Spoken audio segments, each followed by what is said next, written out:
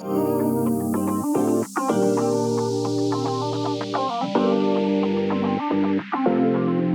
good, gamers? My name is Dr. Ryan Sproul, Psych Sensei, and welcome to this episode of QueueUP.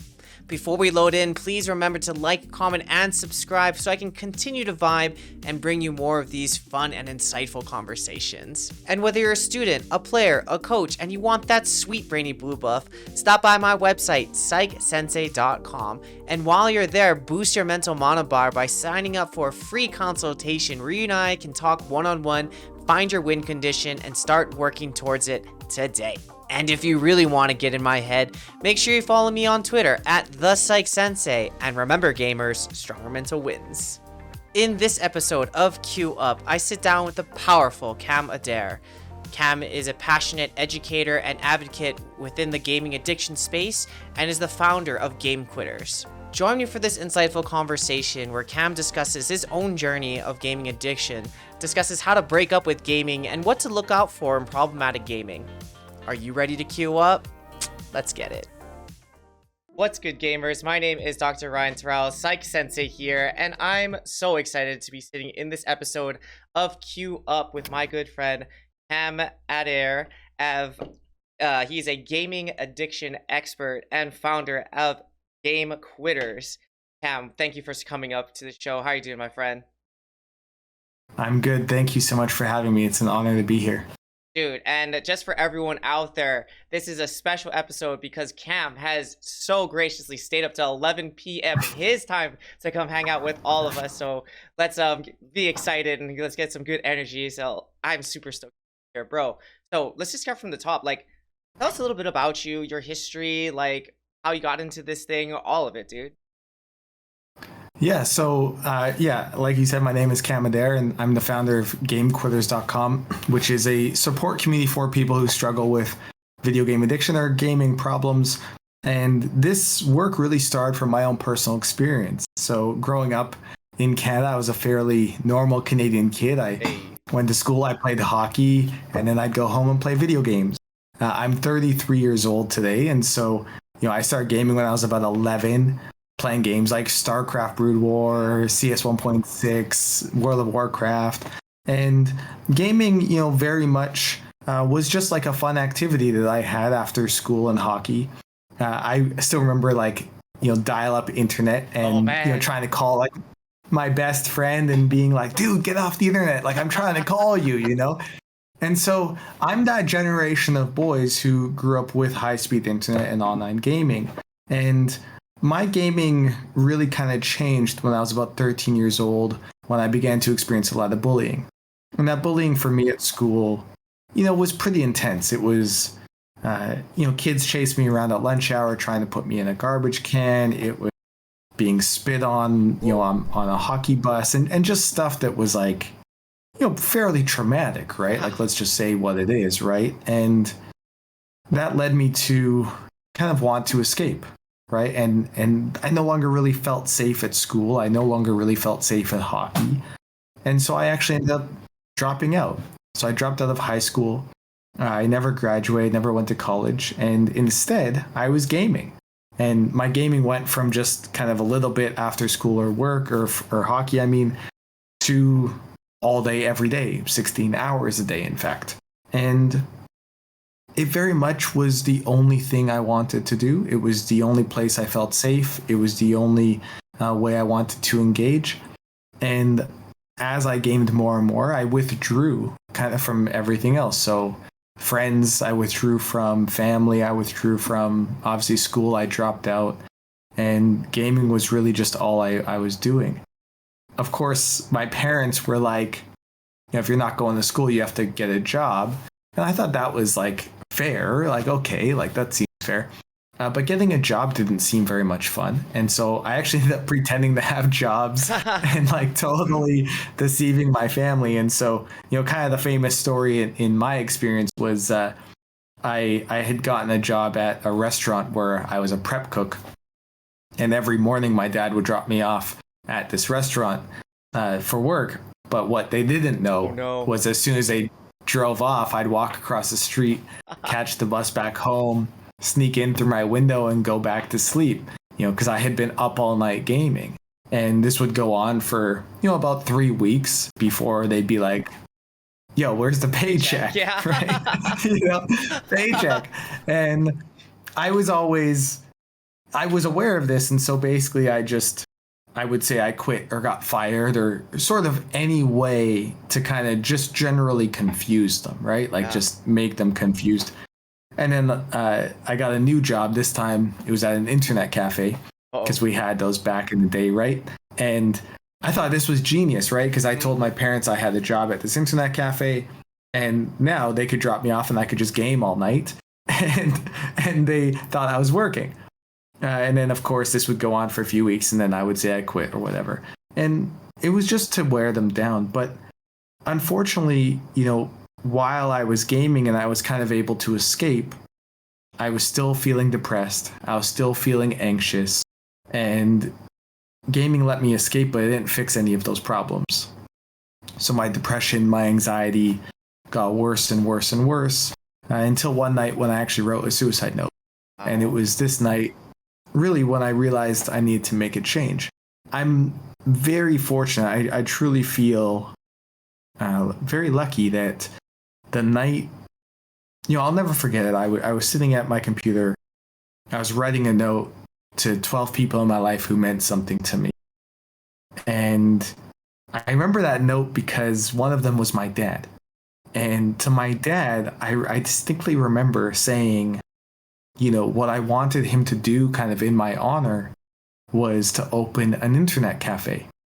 Because gaming had meant so much to me, and it always had bothered him so much that I had spent so much time playing. And I'm so fortunate that while I was writing this note, a friend had sent me a text.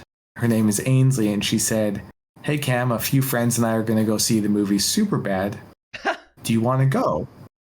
And I was like, yeah, sure, that sounds fun. Right? And so we went to the movie. We, just smoked a bunch of weed before we went. And, sitting in this movie theater, we were watching Superbad, which, if anyone's seen it, obviously it's a really funny movie, kind of a classic. And I was sitting in this theater, and for some reason, maybe it was like the shift in my state from like writing a suicide note, being very, very down, to smiling and laughing and having a great time with a couple friends. But it was almost like for a moment I was able to kind of zoom out, and I was able to see my life almost like in third person for a moment, and see the state of it and see how serious this situation was. Because the truth was, I no longer felt safe with myself. I actually felt like I was now a danger to myself. I was someone who no longer had my own back. And in fact, I wasn't just thinking about suicide and having those thoughts, but I was planning it and actually planning to follow through with it. And it scared me because I felt like I had reached a different state. So I knew that I needed to get help. And my parents, thankfully, had kind of always told me, no matter what, you can come and talk to us, whatever you need. And so I went home that night, asked my dad to talk, and just said, hey, I'm not doing so well. Like, I really need to talk to a counselor. I need help. And there was only one person I would speak to, one counselor, because he had worked with my best friend. And he had helped him, and so I felt comfortable with him. And so I was like, I want to work with this guy. Can you help set it up? And of course, my dad said yes. And I started to work with this counselor. And we didn't actually really talk about gaming much, but this counselor, a big part of what he did was he held me accountable to getting a job. Because he knew that I needed some structure, I needed some purpose in my life, I needed to kind of start getting my lifestyle a bit more organized. And a big part of that process for me was sort of a recognition that if I wasn't going to end my life, then I wanted to do, in a lot of ways, the complete opposite. which was like to truly try to live my life to the fullest. It was like I had a second chance at this whole life thing. And in order to do that, what I felt at the time I needed to do was I needed to stop gaming. And it wasn't because I thought gaming was bad or evil, and I certainly still don't believe any of that today. But it was this recognition that when I was playing games, they were the only thing I wanted to do. Because they just filled so many of my needs. And we can talk more about this, but it was no amount of gaming for me was ever enough, and I just wanted to play more and more and more. So I decided to stop gaming, and this counselor helped me get a job, and things started to improve. Now, I want to be honest and say that initially, that transition was not easy. I had, pretty significant anxiety. I was, like vomiting before work out of just like anxiousness, and like, I missed, I think 20 out of the first 23 shifts I had. I joke now that the only reason I wasn't fired was like divine intervention, like I was just honest with my manager that I was going through a big transition in my life. It was a really difficult time, and please don't fire me, sort of thing, right? And over time, things got better, but then I relapsed. And when I relapsed, I had started to feel a bit depressed again, started to feel a bit anxious again. And this time I kind of felt like what I needed was a fresh start. I needed a change of scenery. And so I decided to move to Vancouver Island in Canada, which is, I'm Canadian, so that's where I'm from. I'm originally from Calgary. And I moved to Vancouver Island, a city called Victoria, with two roommates. Their names are Ben and James. And Ben was a professional poker player. Hey, now, nice. Our very first conversation, Ben and I were talking, and he realized that we used to play StarCraft, right? So I played StarCraft and he played StarCraft. And he was like, I'm going to go buy StarCraft and we're going to play. Oh, no. And I can remember it, like, even still in this moment, I can feel it in my body, looking at my roommate, Ben, and being like, please don't. Yeah. like I love StarCraft, but like, please don't, because I know this is going to end poorly. And he went out, bought the game, put it in front of me and said, come on, man, just one game. And I said, all right, fine. We played, and of course, he absolutely destroyed me. And so my ego took a hit. And that night, I committed to doing whatever it took to ensure he could never beat me again. And so I stopped working. I barely left the house, basically like just to get food, and that was it. I would shower every day, and that's about it. Otherwise, I was back gaming all day long. I was on Team Liquid looking up strats, watching all the VODs, watching the pro games, like just playing all day long. And of course, as Ben realized that I was playing all the time, he also started to play all the time. And so he stopped playing poker, he stopped working. And it was really just my poor roommate James all of a sudden was living with two guys who just wanted to play games all day long. And it was sort of during this time that I realized, of course, my situation had got kind of spiraled out of control again. And this time I kind of took a step back, and I was like, what is it about games that compels me to play them so much? Like, is it just that they're fun, or is there something else going on? And I realized that I played for 4 kind of very specific reasons. So I played to get a temporary escape. I played to socially connect. I played to feel a sense of progress and achievement. And I played for a sense of purpose. And I describe that sense of purpose as like a structured sense of purpose, because in games, it's very easy to know what you need to do next. Absolutely. Whereas in life, that can be just more difficult. And I realized that in order to kind of move on and not fall back into these same habits, I had to find new ways to fulfill these needs. And long story short, it's been about 10 years now, but things have continued to get better and better. And it hasn't always been easy.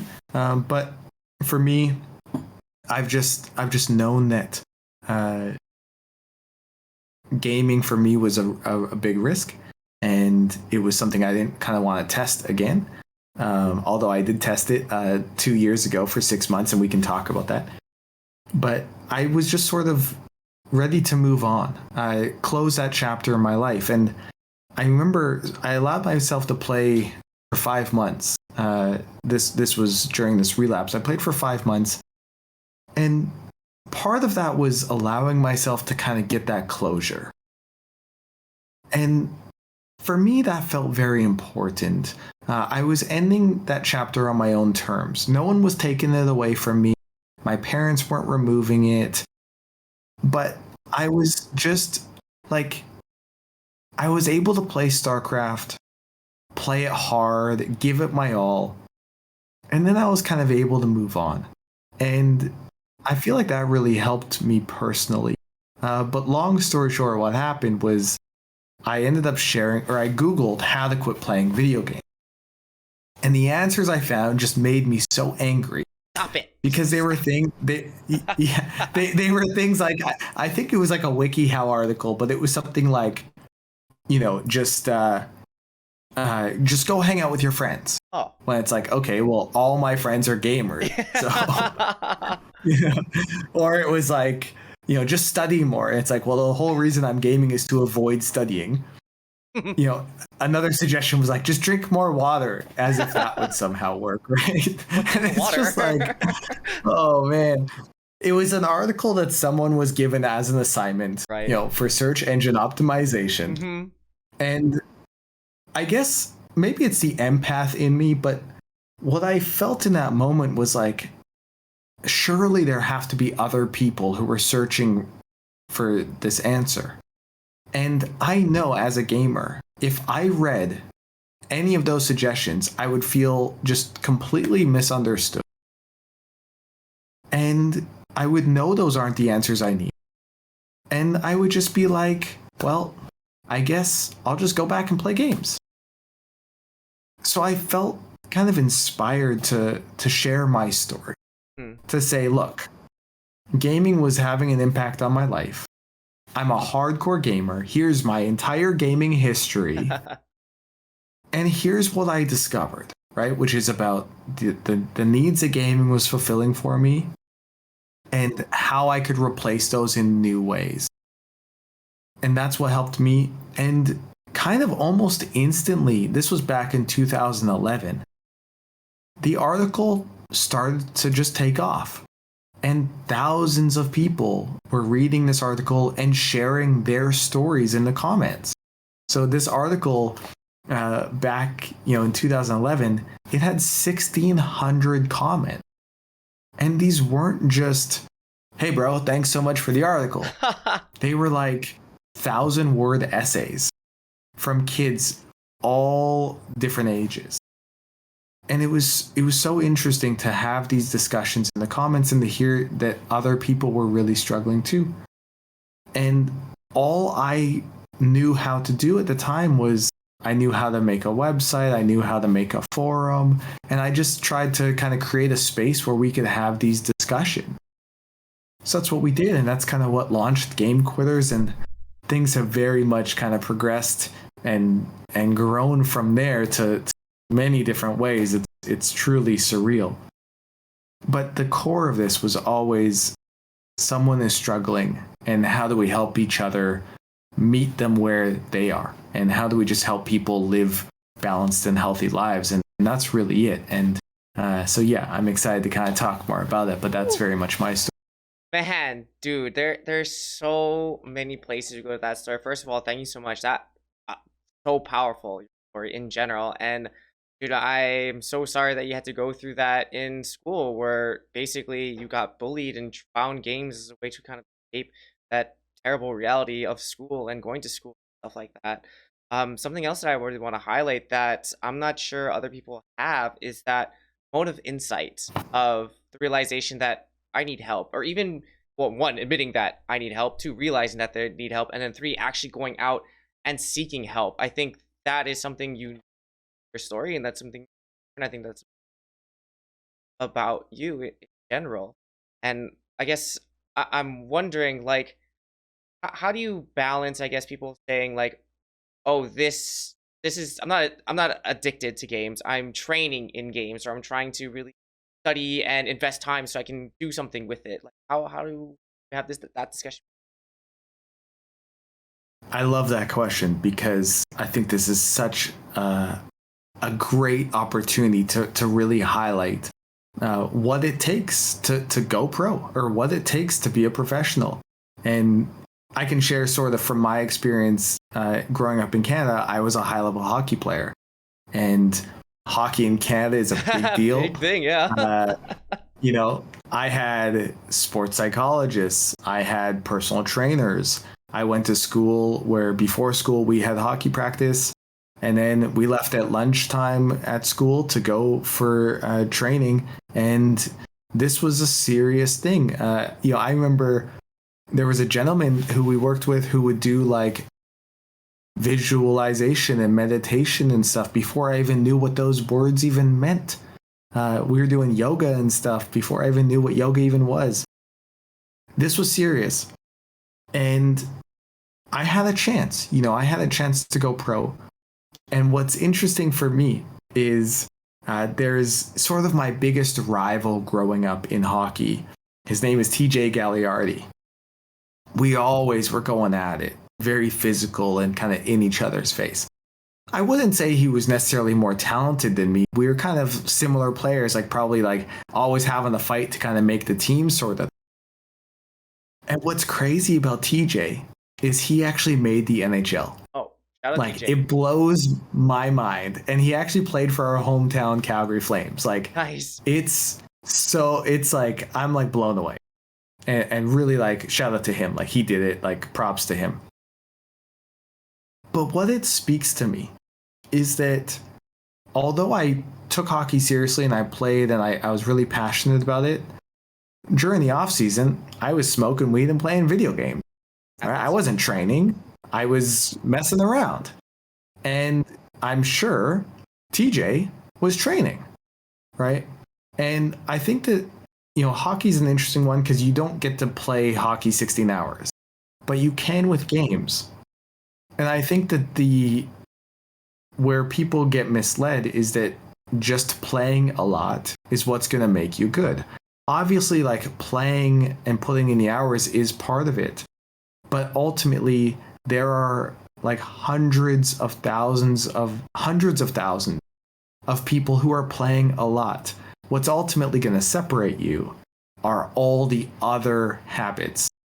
Your nutrition, your diet, your attitude, your lifestyle, your physical fitness, your mental health, your relationships, your networking, your hygiene, like how much of being a pro is about brand deals.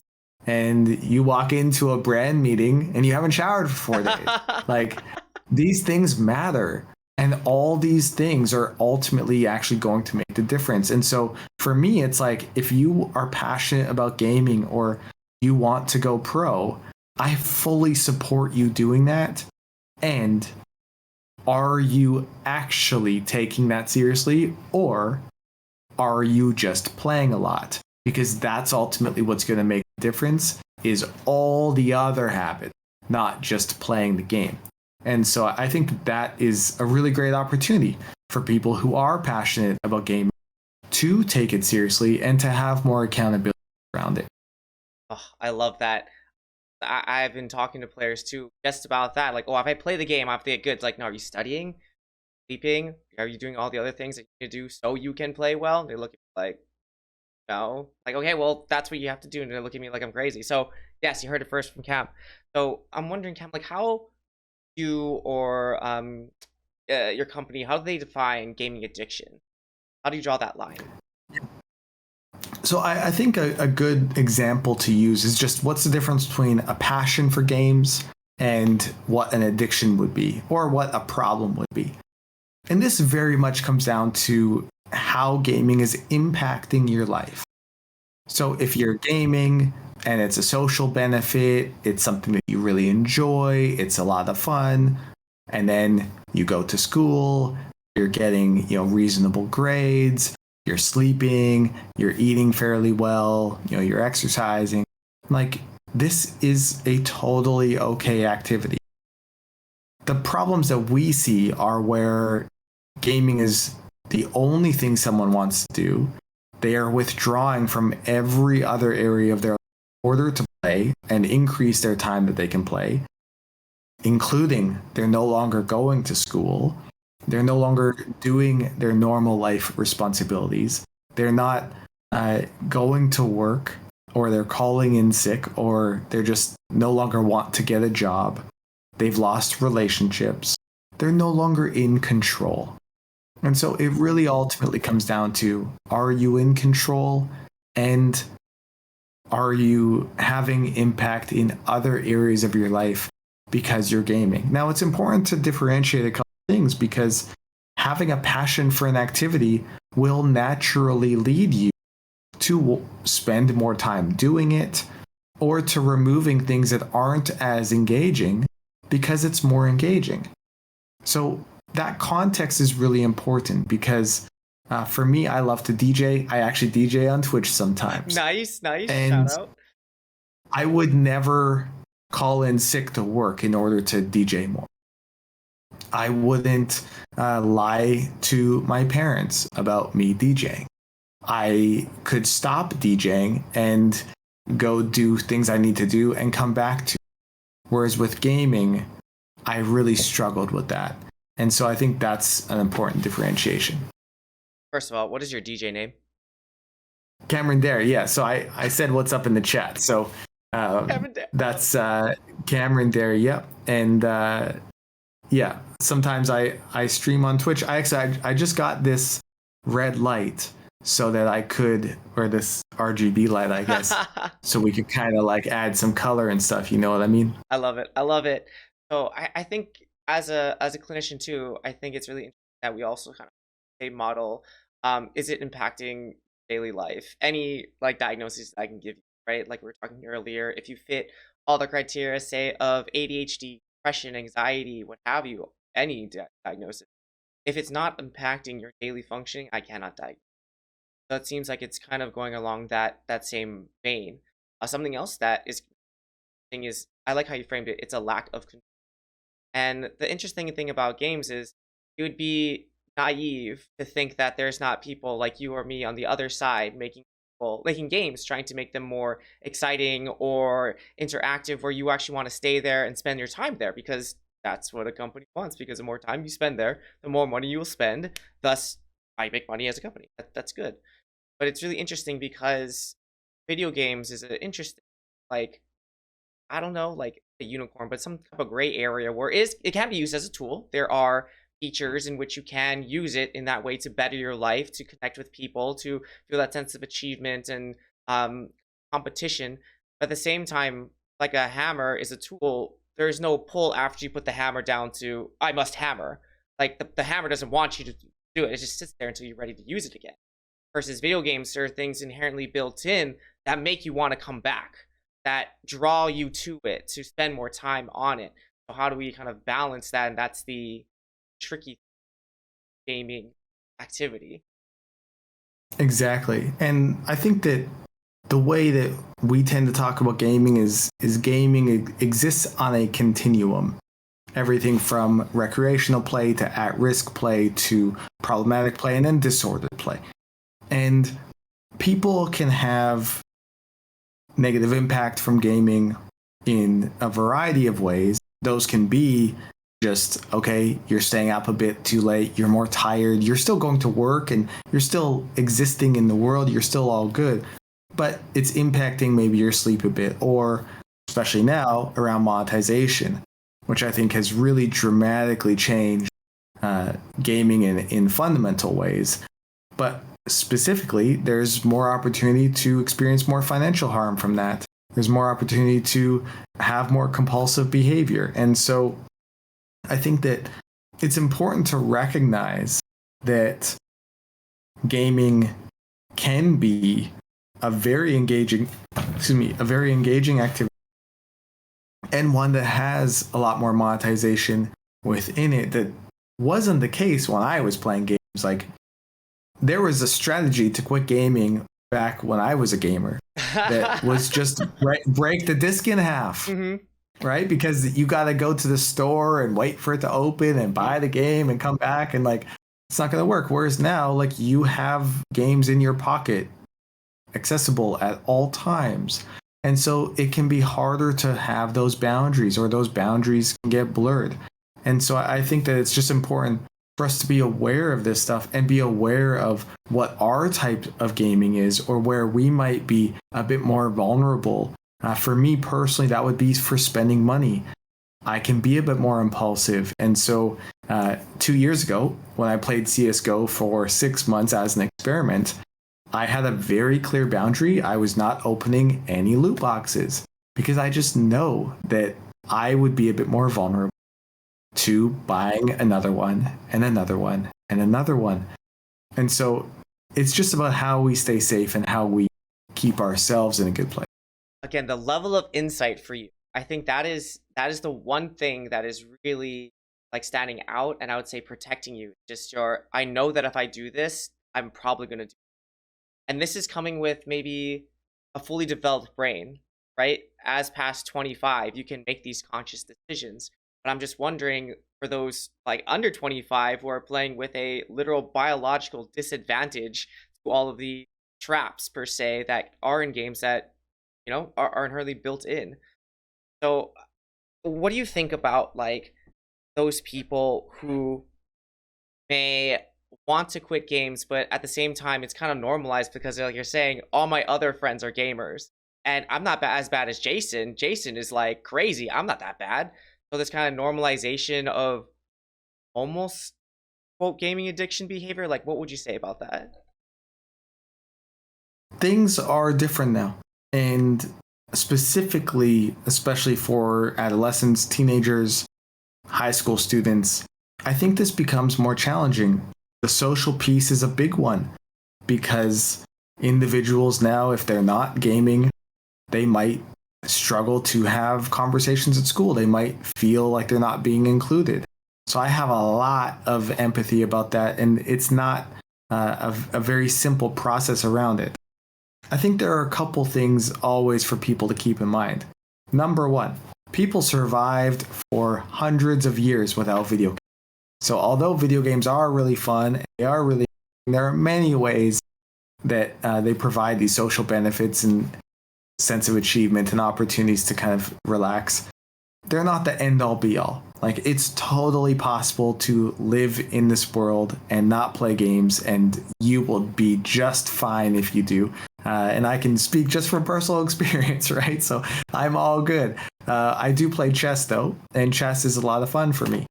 And so I think that often what you might want to do is also just recognize that sometimes it's the type of game that has an impact.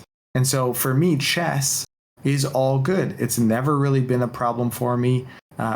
Occasionally, maybe as a form of procrastination, but again, it's not like I'm going to avoid going on a date with my girlfriend so I can play chess. Whereas World of Warcraft is like that for me. And so choosing the type of game that you play is important. Another example I'll share is a friend named Johnny. He really struggled with a loot box addiction with FIFA, and his story is well documented in PC and on YouTube. And he still plays FIFA, but he does not play FIFA Ultimate. And so sometimes it's just about understanding yourself and the way you game and choosing the types of games that you play that will lead you to being maybe less at risk. I see here in the chat, not touching games with a lot of microtransactions. That's a fantastic example because that's where you can be a bit more vulnerable to developing problems. So I think just remember, gaming is fun and it's great, but it's not the most important thing in the world. There's a lot of other things that you can do. There's a lot of other activities that can be fun, and you can certainly balance it as well. And then just choosing the right types of games for yourself and the way that you do best, I think is really important. Got you. Okay, so on that same note, like with game quitters, or even like you alluded to this a little bit for you, Cam, for people maybe struggling or teetering with gaming addiction, looking at the model of recovery, is it a abstinence model we're looking at, or is it looking at like a controlling of your own intake of games per se? Like what type of model are we talking about for recovery? This very much depends on the individual. My overall general suggestion is for individuals who feel like they want to stop or they need to stop or their gaming is no longer kind of in control. Taking a break for a period of time is a great idea that has shown really good benefits for people who have tried it. And so you can choose the amount of time. I generally say start with 90 days. And 90 days is just enough time to actually develop some new hobbies, new habits, develop a better lifestyle. But the point of this is more about learning what your relationship is like to gaming. Love it. And using contrast to do it.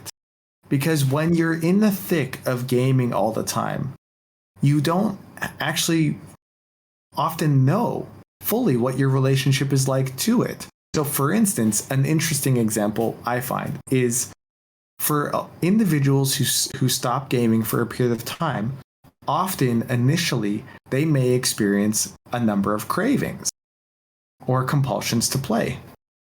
And what's interesting to me about cravings is that those cravings have been there all along. It's just now you're relating to these feelings and these thoughts and these behaviors, these desires as cravings because you're no longer playing. But before, when you were sitting in class counting down the hours until you play and you're unable to focus on what's going on in class, I see that as that's a craving, right? It's just you're not relating to it in that way. But now that you're not playing, you're seeing, oh, I'm really missing this thing. I'm really desiring this thing, which gives you an opportunity to then learn more about yourself, develop new coping strategies so that gaming's not the only way you escape or deal with stress. There's many ways you can deal with stress in your life because stress in your life is going to happen, and how we deal with it and manage it is very important. Being social is very important. Gaming can be a tool for that, but it doesn't have to be the only tool. And often, if you have a variety of ways, if you diversify the way that you fulfill these needs, you'll often be able to stay in a better place and have gaming complement your life instead of be your life. And so often contrast is a good way, at least in my experience, to learn more about your relationship with something. And at the end, for me, of 90 days, this gives us an opportunity to reflect on how have things gone? Do I want to go back and play in moderation? Do I not want to continue to game and just continue forward on my life? Like, ultimately, you're going to have to make that choice for yourself. And I would encourage people to speak or have support systems around them to help them make these decisions that are best for them in their life. But ultimately, giving yourself a break, in the very least, gives you more information. It makes you better equipped to make a more informed decision of what's best for you and what you ultimately want, instead of in the middle of, in the thick of gaming. Well, you might just have a bit of an attachment to that lifestyle where you're afraid to stop. And so you're rationalizing why you should continue to play because of it. So that's generally what I suggest. For some individuals, they'll be able to go back and moderate and be okay. And some individuals truly do need to abstain, and their life will just be better because of it. Knowing who that is a bit tricky generally, but starting with a period off, even if it's just 30 days, 2 weeks, gives you a lot of good information. I love that you take that relationship perspective instead of thing that you're doing bad, but instead of the don't do it, there is a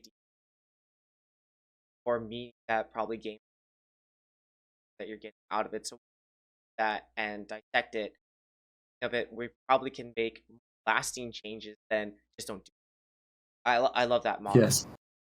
Here's your $1 million. Let me Oh, quickly. go ahead. Give it to me, baby. Before the $1 million question, and by the way, big shout out to that Dunder Mifflin mug. I mean, that is just outstanding stuff. Cheers.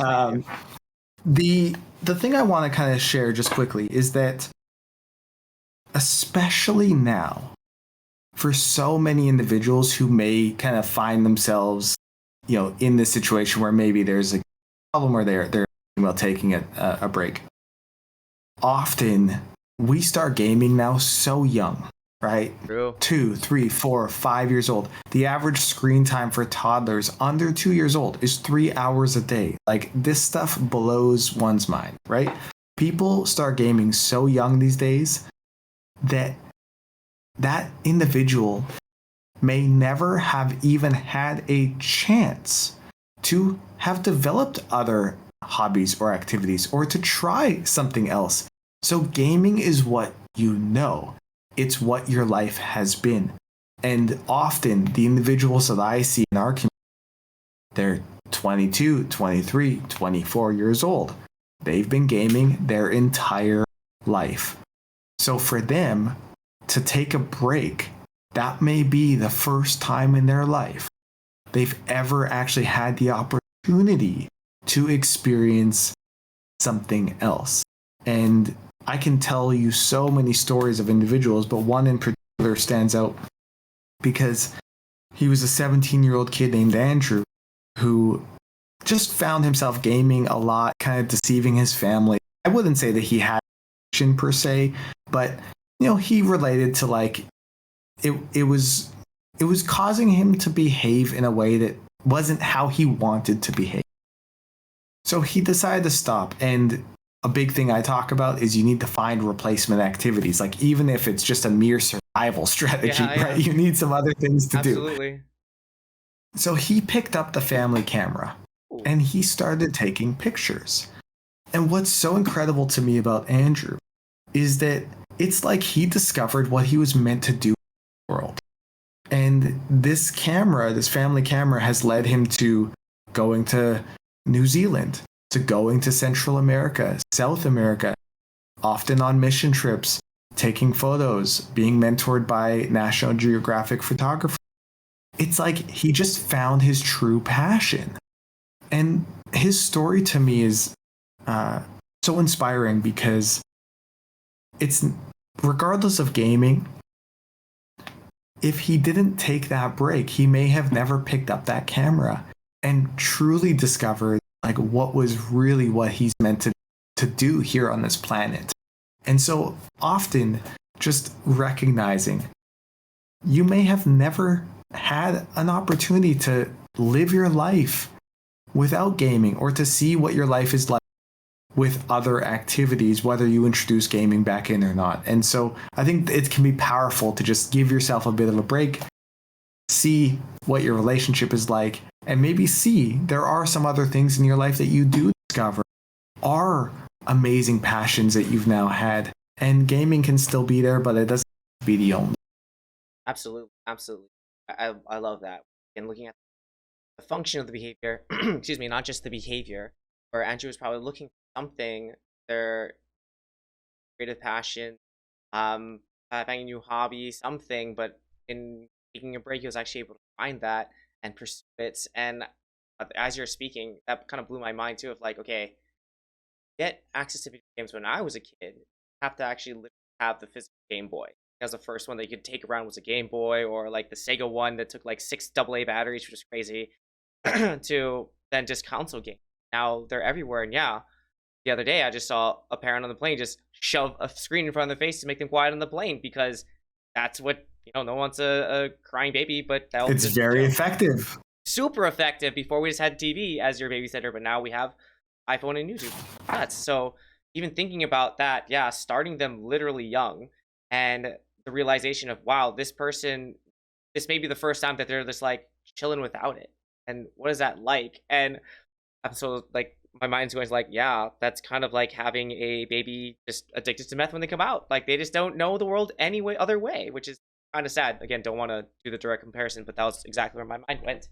So again, that leads into the $1 million question. We're talking about mindsets, things like that. So how do we begin to tweak or move someone in that mindset of, I need this thing, it's normal, everyone is doing it, to, oh, okay, how can I begin to change this way that I think about I guess journaling is one way that I have helped to raise more of this awareness in my life. And we've seen it with a lot of our members who, the forum essentially that we have on Gamequitters is mostly an opportunity for people to have a space for them to journal. And journaling gives people an opportunity to kind of reflect on what's working in their life, maybe things that are not working so much. And that reflection, I think, gives them an opportunity to begin to seek out some of those answers. Like I remember after a breakup, and breakups generally tend to be sort of like a major trigger point for me. And I remember I went through this breakup and I was really depressed. And I had this thought, which was, what does science say about being happy? Like not like what do I think makes me happy, but like what does science, like how can you be happy, like scientific? And this led me to things like meditation, exercise, spending quality time with friends and loved ones, being in nature. And it's almost like that sort of thought from journaling about, like, I'm not very happy, but like how could I be happy? What actually makes people happy led me to search out some of those answers and then apply it in my life. And it's almost like I was able to drop the ego, right? Because in order to seek out that information or apply it, part of it is you recognizing that you don't have to try to solve everything yourself. Like there are other people who have solved some of these questions, right? And if you kind of take it, you try it, you apply it, you see what worked or not, you can go from there. And so journaling for me has always been helpful. When I was in my early 20s, I went on a Euro trip, as we would say in Canada. So I went to Europe and I did something crazy, like 11 countries in days. Dang. I was in like a new city every 3 days. It's the trip where I realized that, I actually traveled. And I don't mean like I traveled to like different places. I mean like I traveled, like I spent that entire trip like on a train, like transporting myself from place to place. Nowadays I would go to a place and kind of stay there for a while, enjoy the place. But back then that was that. And someone had told me every day, just write down 3 things that worked for the day, right? What's working in your life? Like, what did you do today? What did you think? How did you behave? What did you eat? Like, just what things are working? And for me, that journaling exercise, that reflection, I was always surprised at like some of the thoughts I would have or some of the things I'd realized were working. And a lot of it was patience, because when I was traveling on trains and stuff, traveling really kind of beats entitlement out of you. The train's going to leave when the train leaves, and it's not up to you, right? And so I think journaling generally is one of those strategies that really helps to develop more awareness. Yeah, as I was listening again, I'm trying to like, wow, how is Cam able to do all of these things? Like, how is he so insightful in his own journey of addressing his behaviors? And I you said it perfectly. The first thing he says, like, I had to drop my ego, which I think is one of the most challenging parts, maybe, of even admitting a problem. Like, okay, how can I do this? What do people say? Like, there's other people out there that can help me or that have done this before. What have they been? And then always like the third time, another third instance where you either did something intentionally, you provided yourself space, get that perspective. And I guess the perspective with the dropping of ego actually allowed you to see it so objectively, of like, okay, this is what I think is going on. This is where I think I could do better. Okay, how do I do this? Is submitting to the process. But your intentionality and your awareness to get that perspective, I think is amazing. And I wonder, how often people are there before they meet? Because often, like obviously, if they come and find you, Yeah. they're on that journey. I'm wondering like how often are people even on the fence of like, oh, I don't have a problem, and then come talk to you, and then they kind of are able to take that break and take that perspective. Well, in Game Quitters specifically, I see almost the complete opposite side of these two of the spectrum. So, for instance, the gamers who come forward, these are individuals often searching for help Yeah. or looking for it, seeking it, trying to find answers. And for many of them, when they discover Game Quitters, they're like, wow, like I have found a place where I belong. One of the things that really just touched my heart a few days ago was a YouTube comment on a video about. I shared this video about when World of Warcraft Classic was announced.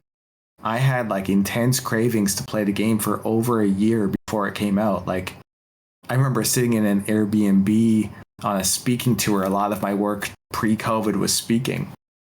Now, sitting in this Airbnb, and I was like, I should just start playing the game, and I'm in an Airbnb by myself. No one even needs to know, And it's like, yeah, that's a bad idea, right? Like, oh, I should go back and play World of Warcraft because I want to write a book, and so this would give me good insight into how I could write this book, right? Like all these rationalizations and stuff.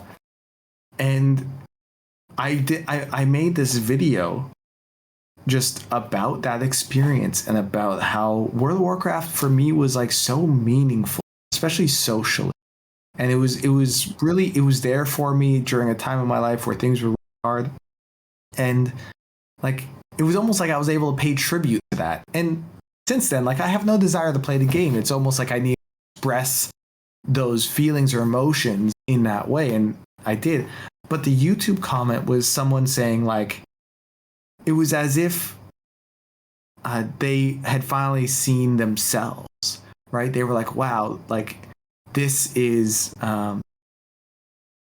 maybe I'll just pull it up quick so I can not butcher this so badly, but it was just him recognizing he found someone who was like him, and just how powerful that is when you can realize like you're not alone. There's someone else out there who kind of shares your story, and with Game Quitters, that's kind of always been more or less the case, honestly, which is just like all I could say mostly was what my experience was and just speak to that. But by sharing my story, others were able to kind of see themselves in that story and be able to connect with it. And I'm almost there.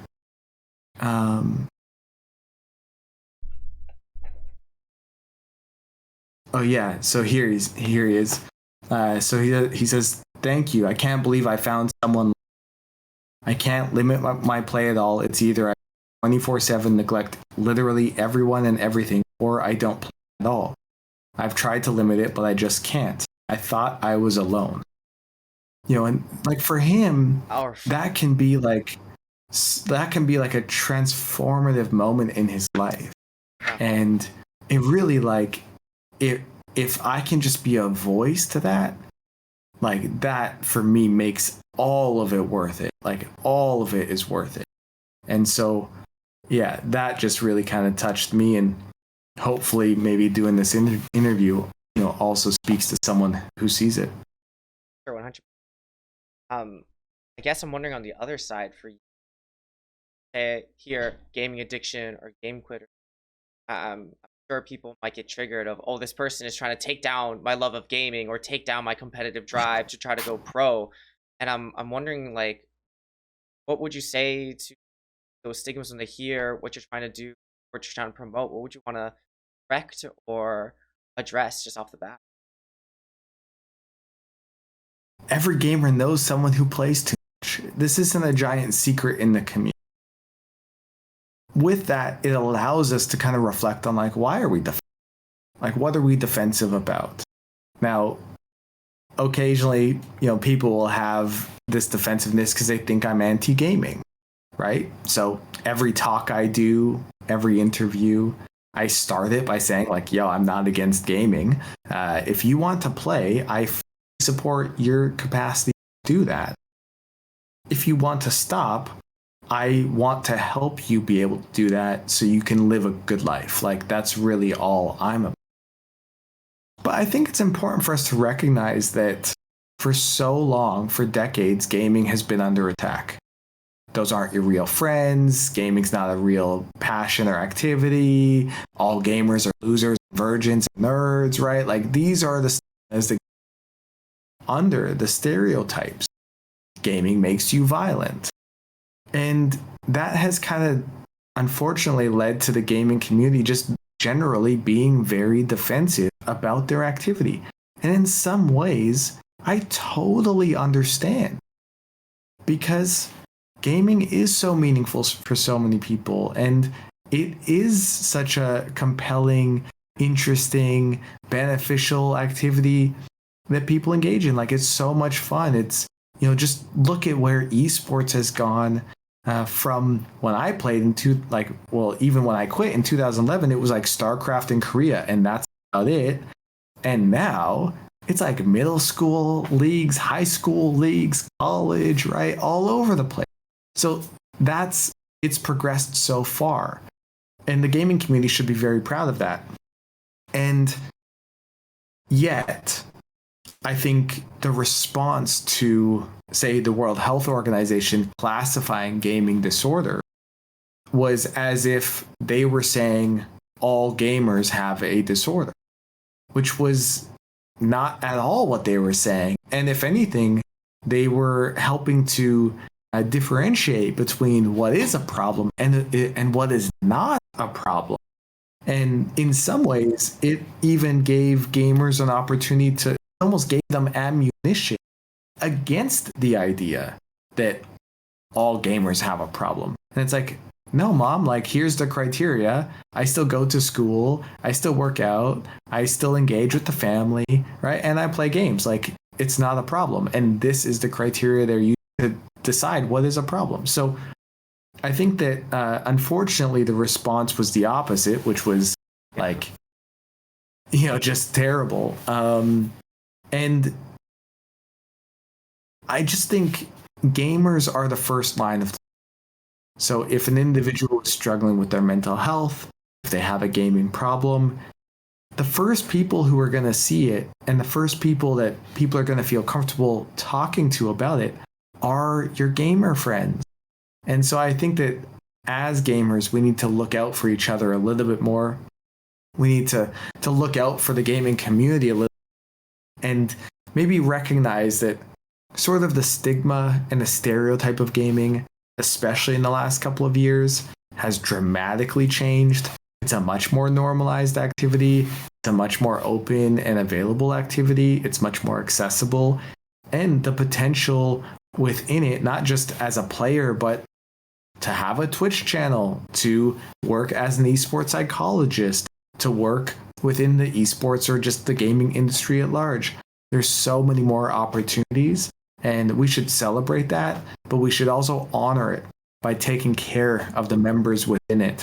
And I do think that I've seen like a lot of positive movement in that direction, so I want to acknowledge that. And please stop hating me in my comment section. You know what I mean? For sure. I think 100%, like, that's kind of the conversation I have with my dad. Like, how many times already of like, oh, play too much video games. Like, dude, I'm not. Like, I'm watching this scrim. He's like, well, like, dude, I'm not. He's like, that's what someone addicted would say. I'm like, no, dad, that's not what someone addicted would say. I can see why you're saying that, but not. I don't have time for this right now. I think that on that note, and I'm like with taking care of the game community, probably know someone who's playing games. How do gamers even bring up this subject or even offer help to maybe a friend? Because I know that it can be awkward if you notice something like that's happening. You don't want to be rude, but at the same time, you want to be sensitive. So what's the best way to care for your friend, Cam? Well, I mean, maybe I should ask you that question, right? Because you certainly have a lot of training in that. I think that, for me, just from a lived experience perspective, I can share a couple things. So first, always being a place where people feel comfortable is important. The best thing my parents ever did was just always create this space where if I needed to go to them, if I needed to call them at 2 a.m. because I was out and I was like, I needed a ride home or something, I could always call them. And I remember distinctly, calling my dad one time. It was like 2:30 in the morning. He came and picked me up, and he didn't even say a word when we drove home, right? Like, it was all good. He was like, thanks for calling. I'm happy that you're safe. All he wanted was me safe at home. The next day, yeah, we talked about it. There were consequences, there were things, and that was okay, right? But creating the space where I could call him and know I wasn't going to just get yelled at was very important, because otherwise I wouldn't call, because I wouldn't want to deal with that. So always creating that safe space. I think also listening more, right? Giving people the opportunity to share. And people don't always need solutions. People are often thinking about solutions all the time, but just giving them a space to kind of share, or even asking them, like, what are you, like, how can I best support you? Because that's going to give them the opportunity to actually ask for what they're needing. Sometimes that's accountability. Sometimes that's getting on a call. Sometimes that's going and doing an activity. But give them the opportunity to bring that up. Or they might say, I actually don't know. And then you can brainstorm together, right? But really, like, helping just be a safe space and helping them lead the solution that they're looking for, I think always is going to work out for. Absolutely. I think that's perfect. One, it's friends and you have that relationship. It, as long as you approach it non-judgmentally, with openness, with empathy, questions, exploratory questions, not judgy questions. And I really love what you said. And I often do this too, with my friends, of like, hey, what do you listen, like, solutions? Would you like me to do here? Like, what do you need? And oftentimes I get that, I don't know. And then it's the asking of permission. Okay, well, is it okay if I offer you my opinion? Is it okay if I offer you this suggestion? And allowing them to opt in or not, because you're just there as a support by them. What they need, of course, is not just, I'm telling you this to blow smoke up your butt or tell you what you want to hear, but really I want to provide you objective tools or space or whatever you need, so you can do you and I can help you. That's so critical. Exactly. And I think also focusing on the environment, like my dad was, I was very lucky that my dad was fairly savvy with some of these things, like maybe just had a natural ability with it a little bit. But one thing he did very well was anytime that we need to have kind of a conversation. The challenge that I had was when I was younger, my emotions get so intense that, like, I couldn't be in a room, like, it's like I just couldn't do it. And so often I would, like, leave the house and I would go to a park, down the street, and I would sit on the swing until I calmed down enough to, like, come back home, which was often many hours. And for these difficult conversations with my father, he would usually come to me and say, hey, Cam, do you want to go to Peter's Drive-In, which is like a famous milkshake store in my hometown? And I always want to go to Peter's Drive-In. You know what I mean? Who doesn't want to go to Peter's Drive-In? Yeah, exactly. and we'd be in a car going to Peter's Drive-In. It would take us about 20 minutes to get there. And now, like, I'm in a moving vehicle, right? So now, like, my emotions could build up and I'd be upset. But, like, I'd be there and I'd be kind of in a safe space. We'd talk for 20 minutes on the drive there. Then we'd get to Peter's Drive-In. We'd have our milkshake, have a burger, and just kind of talk about sports or talk about whatever. And then 20-minute drive home to talk about solutions. We've discussed this now. The emotions have got out. So now what are we going to do? Like, how are we moving forward collaboratively? And this structure for me really helped me. when they tried to talk to me while I was gaming, like I would say whatever they needed me to say so I could get back to the game and they could get out of my room. Right. So I think sometimes you want to kind of pick and choose where you're trying to have these conversations, or when. For families, for instance, like maybe it's go on a walk, go on a hike, maybe go camping for the weekend, and on the second day after they've had some time to kind of acclimatize, then maybe have these conversations instead of they're sitting there on their computer in the middle of a game of, and now you want to have this talk. Like, it's just not gonna work. So just be smart about that, I think. Well, I think not only are you effective gamers, but I hope that when I cut this up, or if they're right now, that the parents actually, or if you have a child saying and actually aiming to interact or teach social skills or self-regulatory skills, and sounds like the structure, or that habit of, okay, we're gonna have talks in the car, like really helped you develop these skills, and I think contributed to your awareness and perspective and all of these things. So games aren't always bad, and we can actually use them in non-traditional creative ways to teach skills.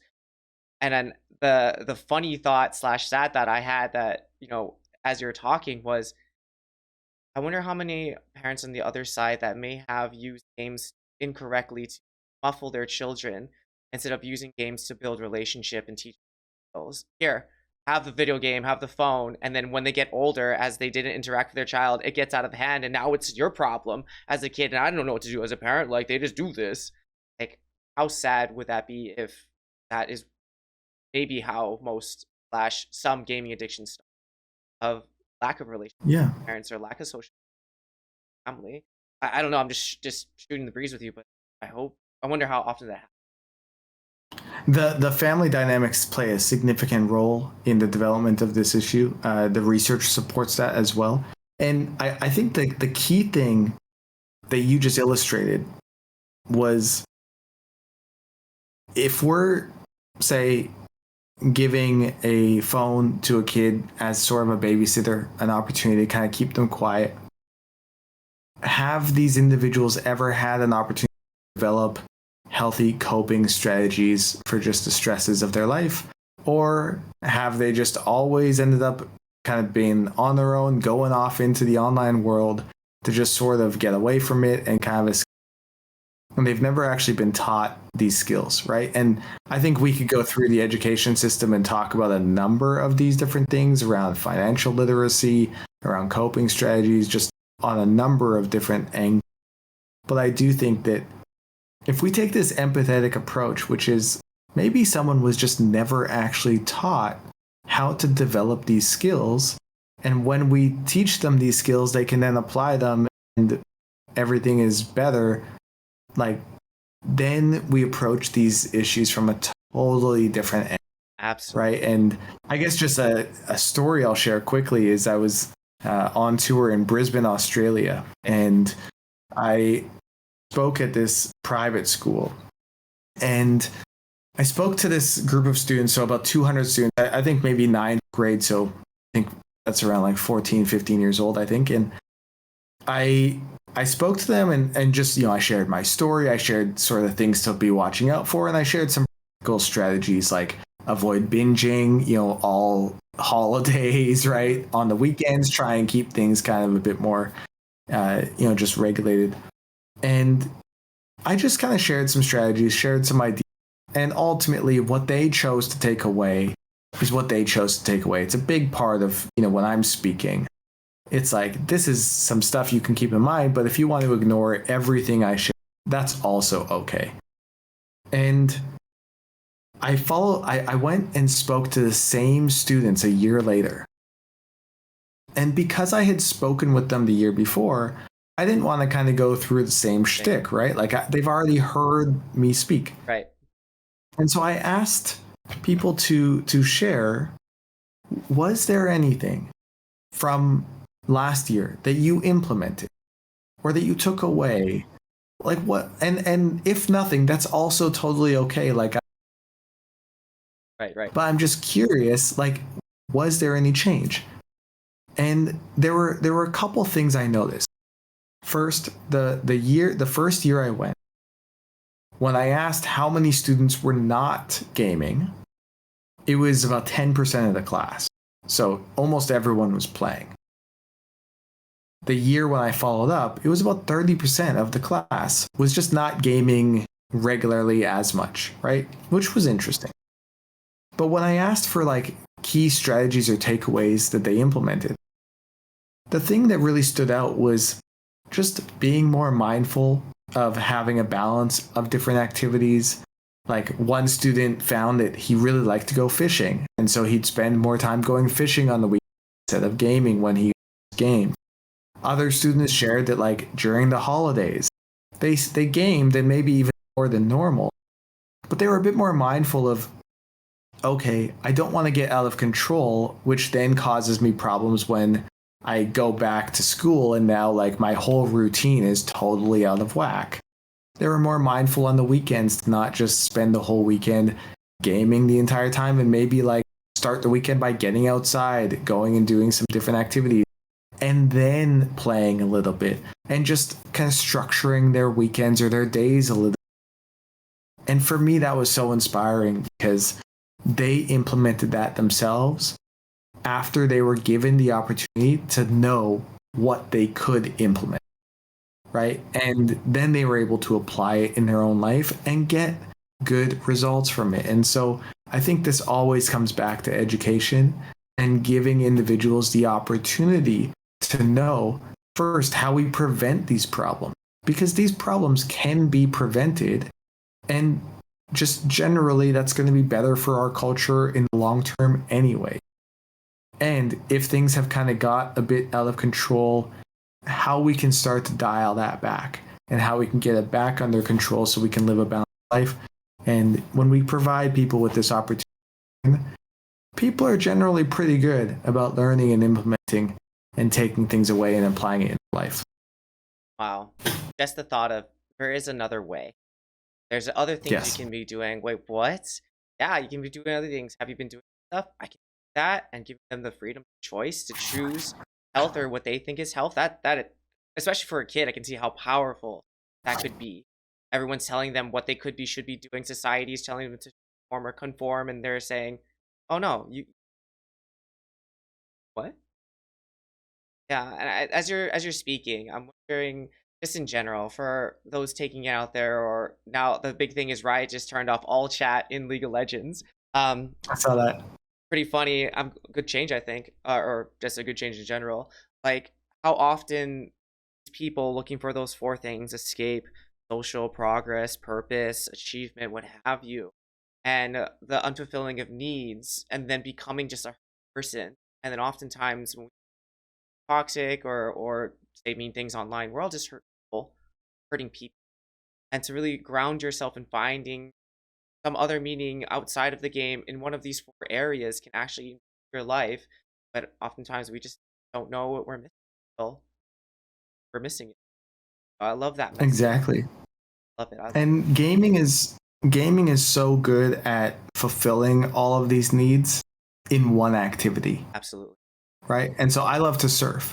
Surfing can be a social thing, but not too social. I feel you. You know, I get to see that achievement. It's certainly a way to relax. Like it's like a church for a lot of surfers. Surfing is like a spiritual experience. Yep. And yet I can go surfing for about 2 hours max before I'm like wiped. Huh? Right? So surfing is not going to be able to replace 16 hours of gaming. It can be one thing, but it's not going to be the only thing. And so we always need to be mindful that gaming lets you escape, be social, to see measurable progress, to feel a sense of purpose, and to be hyper stimulated for like 16 hours straight while you're sitting in the chair and you don't even know how much time passed. And so just if we're looking to rebalance gaming, there's 3 different areas that I like to focus on for activities. So the first is a skill to develop, right? That sort of sense of achievement. So what's a skill you can develop? Maybe that's learning a new language, maybe that's learning to code, or maybe develop games, what's something that you can do that can kind of help you feel that sense of progress in your life? What's something that's social, where you can connect with friends and it's offline, right? Or it's off games. So group activities. For me, I go to a stretch class 3 times a week. It's really funny. Everyone in there is in their 30s, and everyone's just in like straight pain. You know what I mean? And it's like a senior stretching class. Like really fun. It's like really funny, you know? But it's nice because when I go, there's like some social interaction. There's opportunities to just like kind of laugh at each other's pain. I see here in the chat, you suggest cooking. Absolutely. I think cooking is a great skill to do, not just for skill development, but also for the final area that I'll mention, which is something to do at home when you're kind of tired and bored from the day. Because gaming is often that go-to, and that's okay. But what else can you do when you're at home and you're kind of tired from the day? You don't have a lot of energy, but you kind of need, there's still a couple hours left in the day, and maybe you're trying to avoid just like laying on the couch watching Netflix or something. Like, what can you do? And I think this is, if you focus on these 3 areas, a skill to develop, something social, and something to kind of do at home when you're tired. If you fill these areas, and then gaming is also within that, you'll probably be all right. But that's how you kind of keep things in balance. Developing a skill, being social and connected with friends offline, and then doing something at home. Totally agree. Surfing is definitely awesome. I think the hard thing, like you're saying, is games is something. All right, dude. Like, I'm looking at the time. I feel it's so terrible. It's so late for you. So you're good. Let's recap. And that we're moving into one of my favorite segments of the show, and it is where my guests, like you, Cam, can give us 3 powerful life lessons for the road that we can sit and marinate on. What were those 3 life lessons, friend? Wow, 3. Okay. So the first one, I think one of the most powerful lessons in my life is simply a growth mindset. You can improve. You can get better. Take any area of your life. These are skills you can develop, right? Life is the ultimate video game, and you are the character you get to develop. And now growth can feel a bit intimidating. And so the book, The Slight Edge by Jeff Olson's one of my favorites. And really the core concept of that book is taking the idea of compound interest and applying it to your life and your personal development. So if you grow just 1% every day over the course of a year, you'll be blown away at how far you've been able to go. So you don't need to go from 0 to hero tomorrow. Just grow a little bit more tomorrow. Just a little bit. Lean into it a little bit more. And over the course of a year, 2 years, 3 years, 10 years, you'll look back and just be blown away at how much progress you can truly make. So that's number 1. Number 2, I think you are the average of the 5 people you spend the most time with. So you are the people you are who you hang out with. The people you spend time with have a huge impact and an influence on your life in many different ways. And so I think be mindful of who you're spending time with. And I think this especially applies to the gaming community, because I think, an interesting thing happens when you stop gaming, for instance, which is what's going to happen with your gamer friends. And the frank truth of it is that some will support you, and those friendships will live on beyond game. And others were relationships out of convenience because you did this activity together, and maybe they won't support you. Those aren't your real friends, right? So be mindful of the friends in your life who are there and who will support you and who will also be honest with you and be there through the different phases of your life. I'm fortunate to have an uncle who I've always been able to speak with kind of about everything. And I also have a friend, her name is Sarah, so shout out to Sarah, And we have a scheduled call on our calendar every 2 weeks. And we've done this call for almost 4 years now.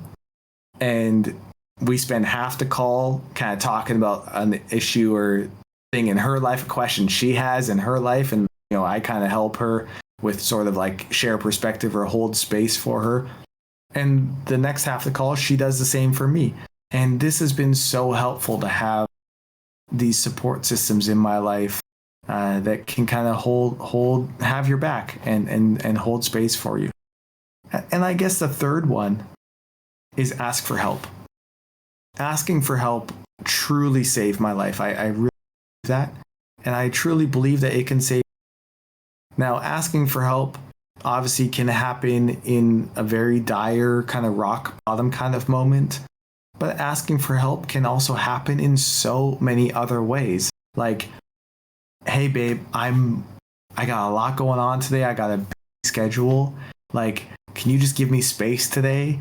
And just actually communicate about that instead of you're busy, you're working, your girlfriend's asking you a bunch of things, and now it just kind of causes disruption. And so asking for help, even in the little way of just, can I have some space today? Or, can we do this or can we do that? I think goes so far in our lives. And so many of us, I think, spend all our time trying to do everything by ourselves.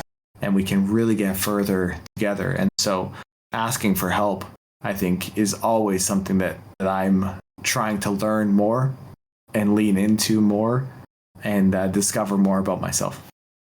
Damn. Those are three really good life lessons. One, have a growth mindset. And I do really like that getting 1% better. I have one of my favorite UFC fighters was Benson Henderson when he was active. And that was his thing when they did like a special on him. He's like, every day I try to get 1%. No matter if it's just like a kick or going out of rest or even just understanding myself and my opponent, I want to get 1% better. Two, being mindful of your friends and finding really good supportive ones and realizing that some people will be there for you, and at the same time, some people will not be there for you, and that's okay. Understanding, I really like that perspective too, of you are an average of your 5 closest friends, so being open and mindful of that. And third, dude, that's a lesson for me also of asking for help and lowering the ego. And I think something that I want to add is you'll be surprised how many people want to support you when you ask for help and they've been waiting to help you, but actually just coming to that point and being patient with yourself and open with yourself and being willing to do it is really, dude, those are really 3 awesome messages.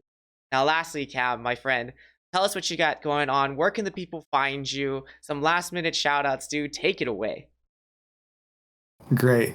So yeah, first, just thank you so much for having me. I mean, it's a true honor, and I think the work that you're doing is fantastic. And this ripple effect will be far and wide. So thank you for that. If people are interested, you can check out Gamequitters.com. We have a lot of articles and videos in the channel that's fairly active, and so you can always go watch YouTube videos of me talking about a variety of these different topics, including the first 100 videos I did was with a GoPro where I look like a fish. So, if you're looking for start where you are and just kind of grow from there, it's a good example. But the new videos obviously have a better camera. So the YouTube channel Gamequitters is a good place to go. And then for any clinicians or professionals or therapists or social workers or counselors or if you know any, please tell them about the Intent to Gaming Disorder training, because unfortunately, there are very few people in the world currently who are trained and understand how to work with digital generation, gamers, and people who are also struggling. And it breaks my heart every time I get an email like I received earlier today from, for instance, South Africa, where a family is struggling, they're looking for help, and I don't have someone in that country who I can say, here's someone you can go to who is there locally. And so gaming is a global industry. Gamers are all over the world, and people who struggle with gaming are also all over the world. And so really trying to fill that gap as quickly as I can. And so that's on intenta.digital, where we have a professional training. So if you know any professionals, please let them know. And it would really help a lot. And yeah, on Twitter at Gamequitters, or on Instagram at Cam Adair, and on Twitch, DJ every once in a while. So come and stop by, say hi, and that'll be a good time. So yeah, thanks again for having me. Pleasure's all mine, and for sure catch his stream. I know I really want to. Yeah, I think the work that you're doing is really powerful, and I think it's super helpful. And please, friends, stop hating on my friend Cam. We are on the same team. We're here to support you. We're here to help you. We're here to protect you. We're not against you. But Cam, thank you again for all the work that you're doing. And I hope, dude, that we can do this again. Because this hour and a half just flew by, man. And I'm sure there's so many more topics that we can cover. So again, thank you. Twitch chat, thanks Rainbow Maui for coming out. And those of you guys that are lurking, thanks for coming. And I hope that you can apply some of the awesome life lessons that Cam has highlighted for all of us. And tomorrow, today's Wednesday. Yeah, tomorrow I'll have another episode of QueueUP, so be on the lookout for that. I believe it'll be around 3 p.m. MST, but I'll put that again on my Twitter. This week is super busy, and I still sound like Kermit the Frog, so we're rolling with it, friends. Yeah. And as always, thanks again. My name is Dr. Ryan Terrell, your Psych Sensei, teaching you to think, play, and slay, one game, one discussion, one talk at a time. And remember, friends, stronger mental wins.